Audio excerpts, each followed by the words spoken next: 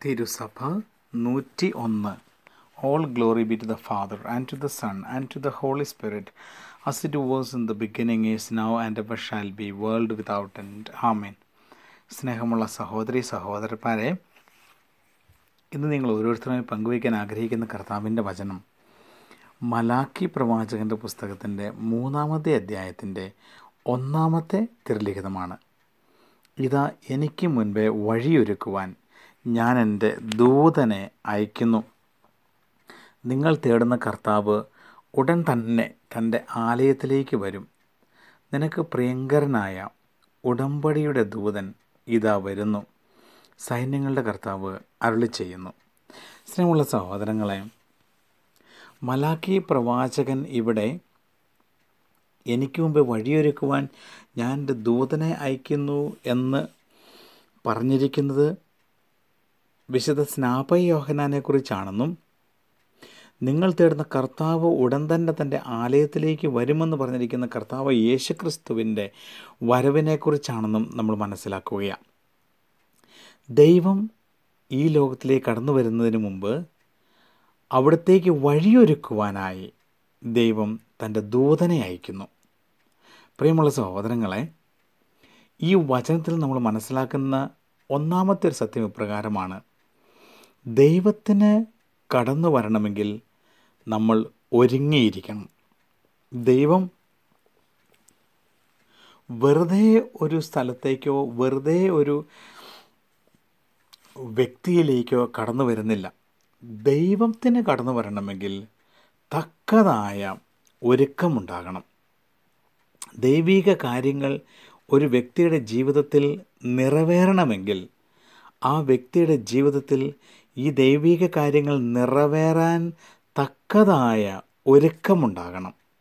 അതുകൊണ്ട് പ്രിയമുള്ള സഹോദരങ്ങളെ, ഒന്നാമത് നമ്മൾ ഈ വചനത്തിൽ മനസ്സിലാക്കുന്നത്, നമ്മൾ ദൈവം ആഗ്രഹിക്കുന്ന രീതിയിൽ, ദൈവത്തിൻ്റെ ദൂതന്മാർ പറഞ്ഞു തന്നിരിക്കുന്ന രീതിയിൽ ഒരുങ്ങിക്കഴിയുമ്പോൾ ദൈവം നമ്മുടെ ജീവിതങ്ങളിൽ നമ്മൾ ഒരുപക്ഷെ ആഗ്രഹിക്കുന്ന രീതിയിലോ ഇല്ലെങ്കിൽ നമ്മൾ ഉദ്ദേശിക്കാത്ത രീതിയിലോ ഇടപെടും എന്ന് ഈ വചനത്തിൽ നമ്മൾ മനസ്സിലാക്കുന്നുണ്ട്.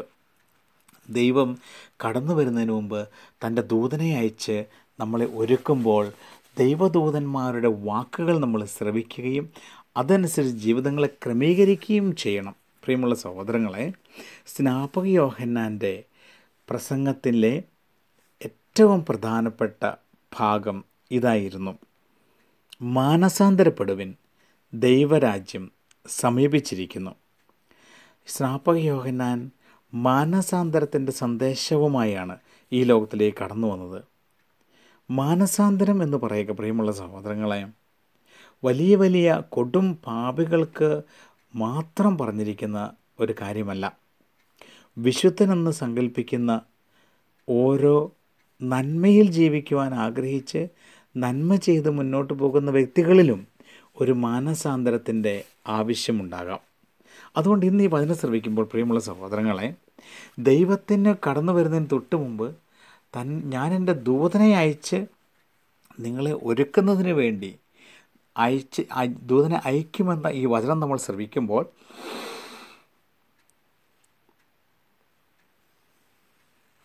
ഈ ദൂതൻ്റെ സന്ദേശം ഏറ്റവും കാര്യമായി എടുത്തുകൊണ്ട് ഒരുങ്ങുവാനുള്ള വിളി ഇന്ന് നമ്മൾ സ്വീകരിക്കുകയാണ്.